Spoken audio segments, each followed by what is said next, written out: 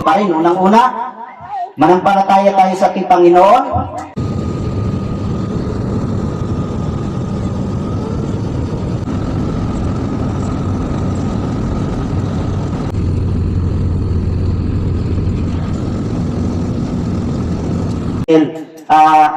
Ilang taon na rin na halos gabi-gabi pinagdadasal ko na sana dumating ang araw na mabigyan ako ng time para makapagsalita sa inyo tungkol sa Panginoon. Yung mga kapatid ko, dati naman itong mga iglesia kahit ako, pero ang punto natin dito mga kapatid, hindi tayo nag-uusap tungkol sa religion. Nag-uusap tayo tungkol sa relasyon natin sa ating Panginoon, dahil ang tamang relasyon sa ating Panginoon mga kapatid, yung nagsisisi sa kanyang mga kasalanan, yung tumalikod sa pagiging masama, at yung nagbabagong buhay, at higit sa lahat, yung nagsasamba o naglilingkod sa ating Panginoon. Dahil kung may tatanong natin sa sarili natin, kahit nung ako ay nagbibinata pa lang, may tanong ko sa ating sarili. Sabi ko, ano ba ang dahilan bakit ako naging tao dito sa mundo? Ano ba ang purpose ng ating Panginoon? Inilagay na ba tayo, binuhay tayo ng Panginoon dito ngayon para lamang magsaya, para lamang magtrabaho, para lamang magnegosyo, para kumain, matulog, mag-asawa, magpamilya, tapos ganun wala na, hindi. May rason, may purpose ang ating Panginoon. Isang bagay, ang gusto nating Panginoon, yung siya ay kilalanin natin bilang tagapagligtas. At yun ang mga nawala sa isip ng tao ngayon, dahil nga ang mga tao ngayon mga kapatid, at hindi tayo exempted noon, ang mga tao ay na sobrang busy sa trabaho, sa mga hanap buhay at kung ano-ano. So, nakakalungkot isipin mga kapatid na kapag tinanong tayo, kinikilala natin ating Panginoon na siya ang may likha, siya ang tagapagligtas, punong-puno siya ng pag-ibig, punong-puno siya ng awa, pero ano ba ang maigaganti natin sa ating Panginoon? Yung binibigyan tayo ng lakas, binibigyan tayo ng magandang pag-iisip, yung binibigyan tayo ng hanap buhay, yung binibigyan tayo ng masayang pamilya, buong pamilya, yung kalusugan, biyaya lahat ng ating Panginoon yan. Yung tanong dyan mga kapatid, ano ba ang igaganti natin sa ating Panginoon? Diba? Ano ba ang magagawa natin para may pakita natin yung totoong pananampalataya natin sa ating Panginoon? Yun ang punto doon mga kapatid.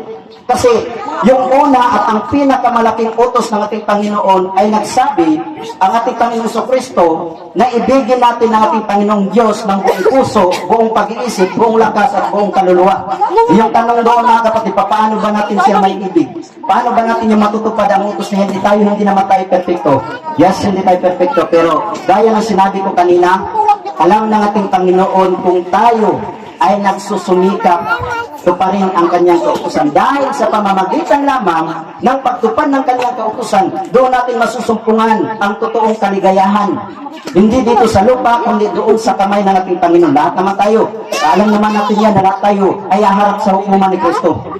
Ayon nga sa Hebrews chapter 20, sa chapter 9 verse 27, sabi nga niya Apostol Pablo mga kapatid, itinakda sa isang tao minsan na mamatay, at pagkatapos ito ay ang paghuhukom na. So ngayon, hindi pa tayo ginajudge ng ating Panginoon dahil, kumbaga, binibigyan pa tayo ng chance ng ating Panginoon na magbago. Di ba tayo nagtataka, maraming masasamang tao, maraming masasama ang loob, marami tayong mapagkukulang, marami tayong pagkakamali, marami tayong pagkakasala, pero bakit hindi tayo pinapatay kaagad ng Panginoon? Bakit hindi tayo pinaparusahan ng ating Panginoon? Dahil ang Diyos ay nagbibigay sa atin ng sapat na panahon upang ma-realize natin ang ating mga pagkakamali at yung pagkukulang natin sa ating Panginoon. Yung susi lang doon mga kapatid is pagpapakumbaba sa harap ng ating Diyos. Sa harap ng ating Panginoon. Yun ang purpose doon mga kapatid. Yun ang gusto nating Panginoon. Iibig niya na ang bawat isa sa atin ay magsisi dahil yun lamang ang tanging paraan upang manumbalik ang magandang relasyon natin sa ating Panginoon.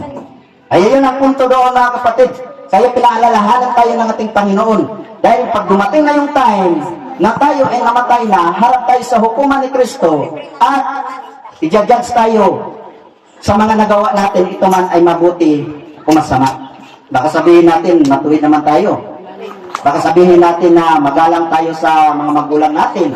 Baka sabihin natin na friendly tayo. O baka sabihin natin na hindi naman tayo nag-aargabyado ng tao.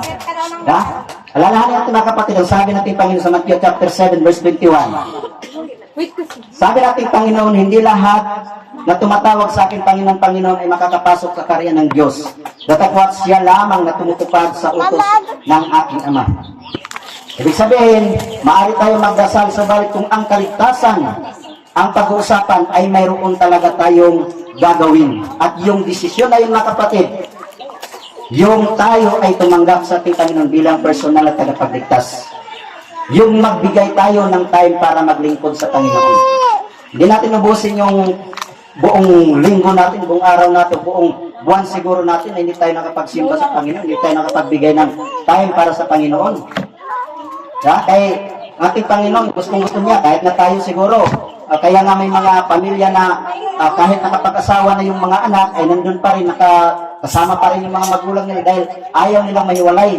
So how much more ang ating Panginoon, di ba? Gustong-gusto natin Panginoon na tayo ay tipunin sa kanyang mga kamay. Subalit, ang masakit lang doon mga kapatid, tayong mga tao ay hindi po tayo talagang nananampalataya sa ating Panginoon. Kaya gusto natin Panginoon na tayo ay magsisi. Gusto natin Panginoon na tayo ay magbigay ng panahon para paglingkuran siya. Dahil yun lamang ang tayong paraan upang tayo ay makasumpong ng totoong biyaya ng ating Panginoon. Totoo yung mga bagay, yung mga kinakain natin, yung trabaho natin, yung pera, yung kalusugan natin, blessing natin Panginoon yan.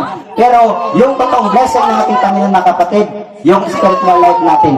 Dahil sabi ng ating Panginoon, hindi lahat o hindi ang tao nabubuhay lamang sa pamamagitan ng tinapay. Ibig sabihin, hindi lang nabubuhay ang tao sa pagkain lamang, datapwat sa mga salita na lumalabas sa bibig ng ating Panginoon. Dahil ang sabi ni Jesus Christ, yung totoong nagbibigay ng buhay ay yung salita ng ating Panginoon. Kung yun ay tutuparin ng ating Panginoon, tutuparin ng mga tao yung salita ng ating Panginoon. Ano ba yung mga salita ang dapat natin tuparin? Unang-una, manampalataya tayo sa ating Panginoon. Gaya ng sinabi ko kanina, ulitin ko, yung panampalataya natin na may kasamang gawa. Ano ba ang gawa doon mga kapatid? Yun yung pagsisisi. Ebidensya yun na tayo ay totoong nanampalataya sa Panginoon. Pangatlo, anong gagawin natin? Ang sabi natin Panginoon Kristo, maliban na ang tao ay pinanganak ng muli sa tubig at espiritu, ay hindi siya makakapasok sa kaharian ng Diyos. Kung magtanong tayo, isa-isay nating tanong dito, sino gusto sa impyerno? Wala siguro na. Ano man ay walang? Mayroon ba? Wala. Dahil yung buhay na binigay natin Panginoon ngayon ay pansamantala lang ito. Pinakamataas natin na buhay ay hanggang 80, 90, kaya darating tayo ng 100. Subalit, yung buhay na pinangako nating Panginoon, ang buhay na walang hanggan, kasama niya, at higit sa lahat, masaya, ay buhay na walang hanggan. Pero, yung buhay na yan na sinasabi nating Panginoon, ang kondisyon nating Panginoon ay ngayon pa lang, habang tayo ay nandito, sa mundong ibabaw, yung buhay na pinahiram ng ating Panginoon, ay huwag sana natin kalimutan na bigyan ng time ang ating Panginoon. Yan ang purpose nating Panginoon kasi dahil nga sa dakilang pag-ibig natin Panginoon, mapapansin natin yung mga tao, halos lahat ng tao ay sobrang busy sa mga trabaho. Ngunit, ang tanong dyan, di ilang tao lamang nakakaalala sa ating Panginoon. Di ba? Isa yan sa dahilan kung bakit ang ating Panginoon sa Kristo bumaba sa lupa, nagkatawang tao, napako sa cross upang sino mang sumampalataya ay huwag mapahamak kundi magkaroon ng buhay na walang hanggan. So kung papansin natin mga kapatid at mga pamangkin, kung isipin natin mabuti no, ang ating Panginoon, gano'n na lang kanya pagsasakripisyo sa atin. Para lang tayo, bigyan tayo ng pag-asa kasi sabi nga natin Panginoon, na siya lamang ang daan, angat ang katotohanan at walang makakapunta sa Ama maliban sa Kanya.